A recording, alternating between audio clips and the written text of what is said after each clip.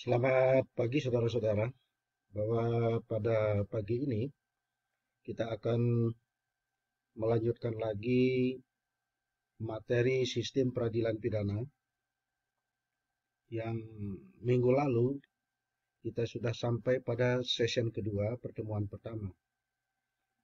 Pada kali ini saya ingin menyampaikan dua session materi pada pertemuan kedua ini yang mungkin juga menjadi pertemuan yang terakhir, dan selebihnya nanti apabila materi masih ada yang harus kita lanjutkan, kami persilakan saudara-saudara mahasiswa untuk mendownload di Drive ya, UBL APPS.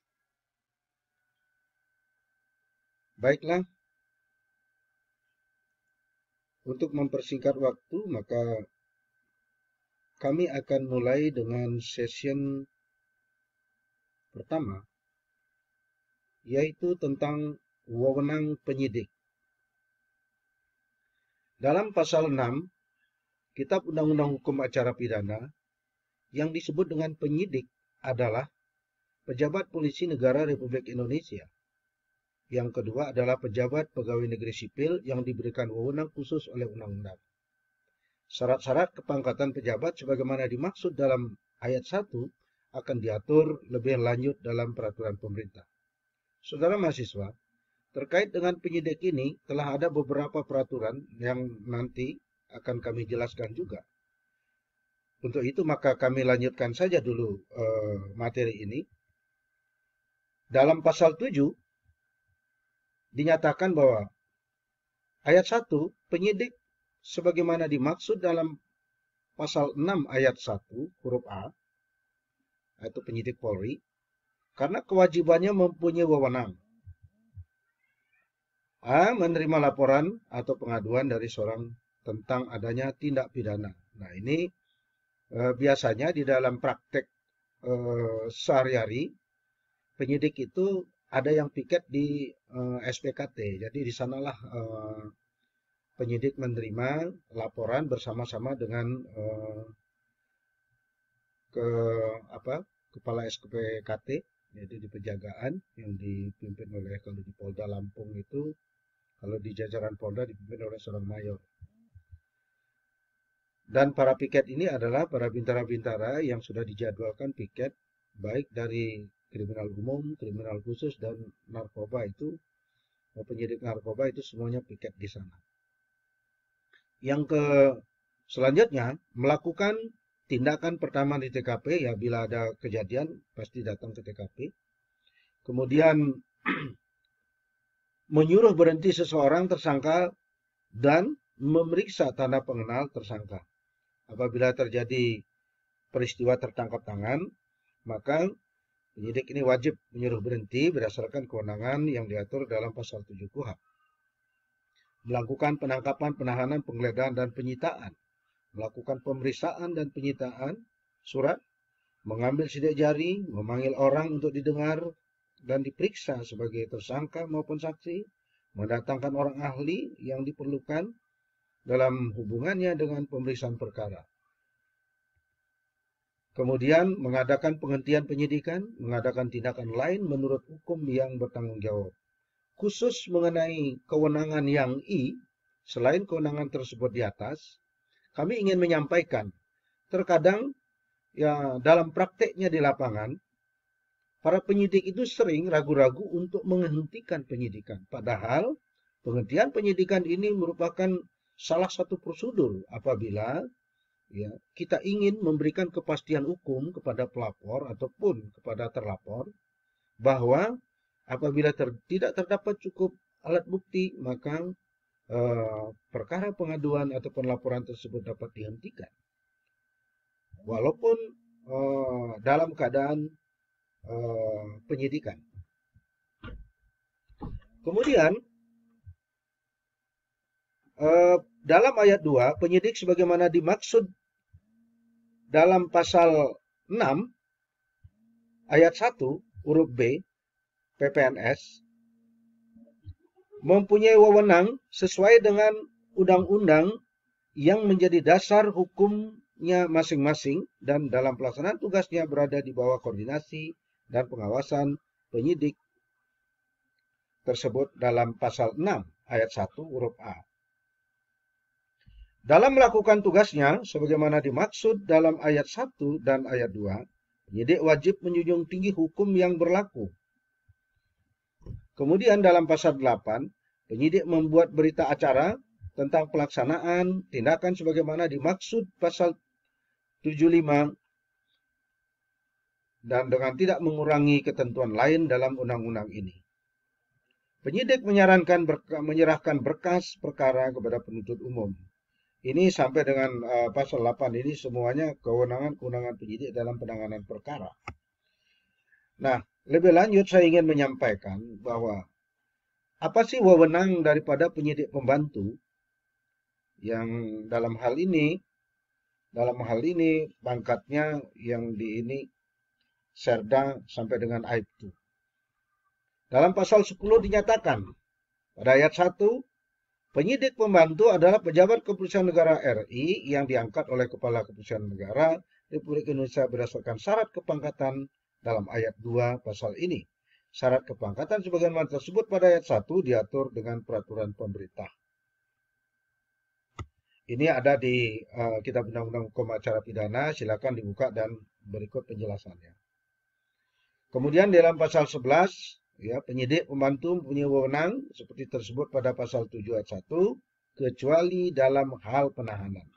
Wajib diberikan atas perintah penyidik. Nah, ini sering di lapangan, sering kita menemukan bahwa sebagian besar para pelaksana di lapangan itu para bintara. Dan dalam pelaksanaannya sering tidak dipimpin oleh perwira. Dapatkah dia melakukan tindakan-tindakan sebagaimana wewenang yang dimiliki oleh penyidik sebagaimana diatur dalam pasal 7 ayat 1. Nah, ini dapat dilakukan, boleh. Yang terpenting, para penyidik pembantu itu telah memegang surat perintah dari penyidik untuk melakukan penangkapan tersebut. Kami memberi catatan bahwa kepangkatan sebagaimana diatur dalam PP 27 tahun 83 pasal 3 menyatakan polisi sekurang-kurangnya berpangkat Serda. Pegawai negeri sipil sekurang-kurangnya berpangkat pengatur muda atau golongan 2A. Pengangkatan dilakukan atas usul pimpinan satuan masing-masing. Kemudian syarat-syarat sebagai penyidik berdasarkan PP 58 2010, perubahan atas PP 2783 tentang pelaksanaan KUHP. Di dalam pasal 2A dinyatakan pada ayat 1, untuk dapat diangkat sebagai pejabat penyidik Polri sebagaimana pasal 2 huruf A, calon harus memenuhi persyaratan. A.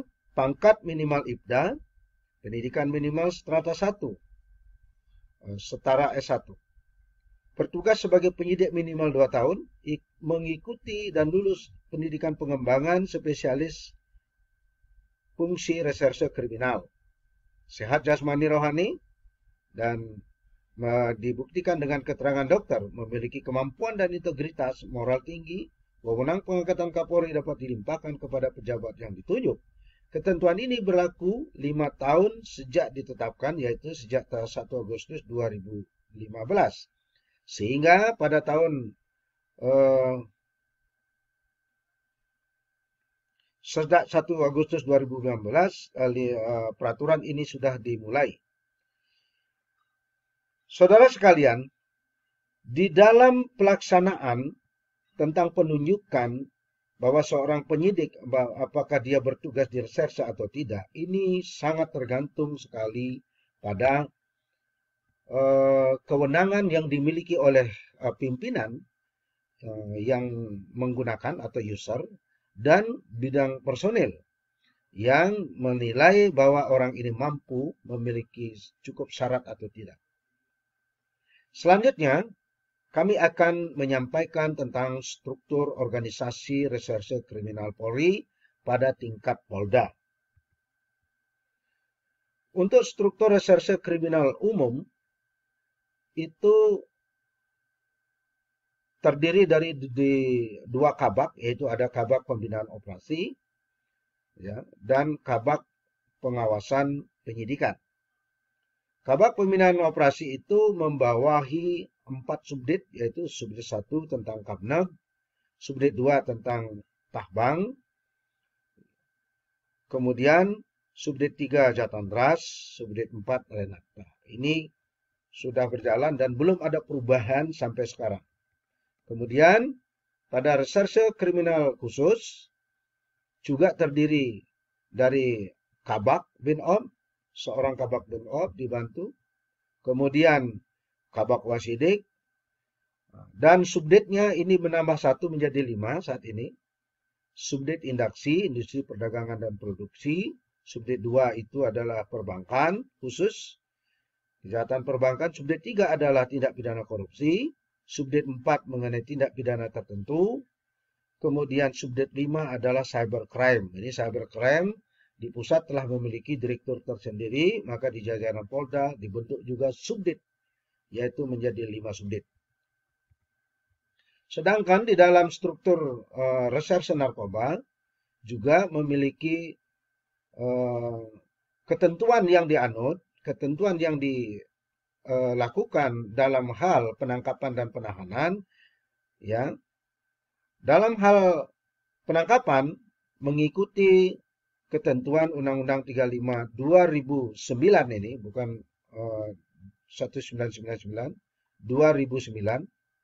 Kemudian ada 2 kabak dan 3 subdit. Dalam hal penangkapan, ketentuan yang diikuti, reserse kriminal umum dan reserse kriminal khusus mengikuti ketentuan yang diatur dalam KUHP. Sedangkan dalam untuk narkoba mengikuti Undang-Undang 35 tahun 2009. Mekanisme penahanan untuk reserse kriminal umum dan krimsus itu dalam 1 kali 24 jam penangkapan itu harus sudah dapat menentukan orang ini dapat dijadikan tersangka atau tidak. Sedangkan reserse ke narkoba itu 3 hari dan dapat diperpanjang 3 hari. Sehingga pada hari ke-7 sudah harus yang bersangkutan dalam status tahanan. Sedangkan krimum dan krimsus pada hari kedua sudah berstatus sebagai tahanan. Syarat-syarat dalam proses penyidikan. Ada 2 syarat, yaitu pertama syarat formil. Dalam menentukan syarat formil suatu perkara dibutuhkan kejelian penyidik dalam menganalisis fakta-fakta sebagai berikut. Bagaimana kronologis kejadiannya, keterkaitannya dengan peristiwa, dengan unsur-unsur pasal. Ya, terpenuhinya unsur-unsur pasal yang disangkakan berdasarkan keterangan-keterangan yang digali dari para saksi ahli, surat, dan petunjuk. Sedangkan syarat formil adalah fakta-fakta hukum yang ditemukan dalam proses penyidikan dengan melakukan tindakan-tindakan hukum sesuai dengan pengolahan TKP, meminta keterangan saksi ahli kepada para pihak. Yang terpenting di dalam syarat material ini terpenuhinya 2 alat bukti. Apabila syarat formil dan material ini telah terpenuhi, maka penyidik dapat melaksanakan gelar perkara untuk menentukan bahwa terlapor berubah statusnya menjadi tersangka. Pada saat inilah kita upaya paksa sebagai seorang penyidik itu ditentukan apabila dia tidak memenuhi syarat 2 alat bukti, maka perkara ini harus dihentikan penyidikannya. Saya kira dalam session pertama, pertemuan kedua, itu yang dapat kami sampaikan dulu. Nanti kurang lebihnya, nanti tolong dibaca pada Google Drive. Nanti pada session kedua kita akan lanjutkan. Saya akhiri dengan wassalamualaikum warahmatullahi wabarakatuh.